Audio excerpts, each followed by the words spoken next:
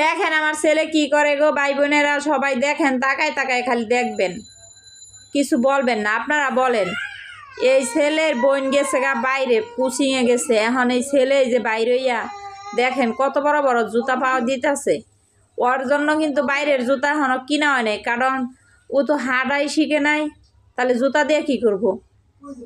এখন বাইরে যাবো গা, এর জন্য যে আমারে ডাকতেছে বাইরে ঘুরে, এখন এই যে আবার আরেক ঘরের দরজার সামনে যে ডাকবো, দরজা বাইরে, কারণ ওই ঘরের একটা আপা আছে, ওরে নিয়ে খুব আদর করে।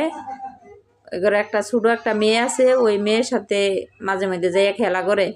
এখন বোন গেছে গা কী করবো, এর জন্য আরেক ঘরে যায়।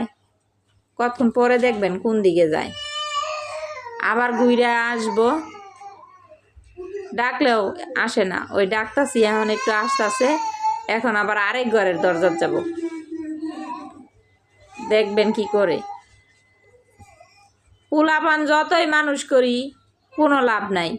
এই ছেলে বাসাতে না, আমি যদি উন্নাটা নেই, চাবিটা হাতে নেই, এমন এক শিক্ষার দেয়। এখন তো শিক্ষাটা আপনাদের শোনাইতে পারলাম না, ওর শিক্ষাটা কিন্তু রিমুভ করে দিয়ে আমি নিজে বয়স দিতেছি। এর জন্য এই শিক্ষার দিয়া বাইরে যাব, বাইরে যাইয়া ফকির নি যদি কুলে নেয়, ফকির কুলইতে জায়গা, অথচ আমার চিনে না। আমি কিন্তু ডাকি, বাবা আসো আসো করে ডাকি, অথচ আমার কুলে আসে না, ফকিরের কুলে জায়গা। কারণ আমার কুলে আসলে আমি বাইরে নিয়ে এসে পড়মু। ওই দেখেন এখন কি করে,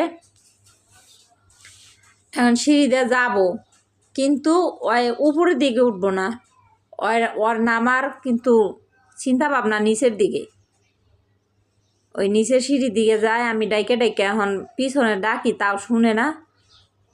ওই যে এখন ওই সিঁড়িতে নামার চিন্তা ভাবনা, ওই যে নামে আস্তে আস্তে, নামতে তো পারে না, নামে। আমার ভয় লাগে যদি পড়ে যায় ফসকা, তাহলে তো গড়গড়ায় নিচে দিয়ে ওই যে পড়ে গেছে গা, দেখছেন কীভাবে পড়ে গেল, কিন্তু পড়ে গেছে।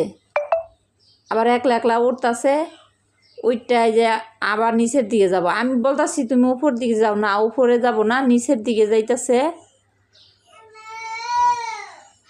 নিচেই যায়। ছোটো বাচ্চা থাকলে এরকমই, ঘরের ভিতরে বন্দি থাকতে চায় না, বড় মানুষ না বন্দি থাকতে পারে। আমি কিন্তু বাইরে বাইরে না, সারাদিনই ঘরের দরজা লাগায় বইতাহি।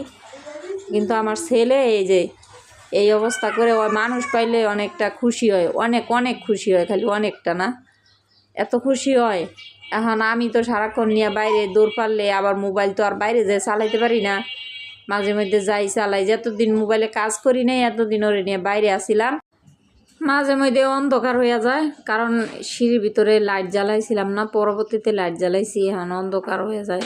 একটু আলো বাড়াই দিছি, তবুও জানি কেন এরকম অন্ধকার। সবাই দোয়া করবেন, ভালো থাকবেন। আসসালামু আলাইকুম।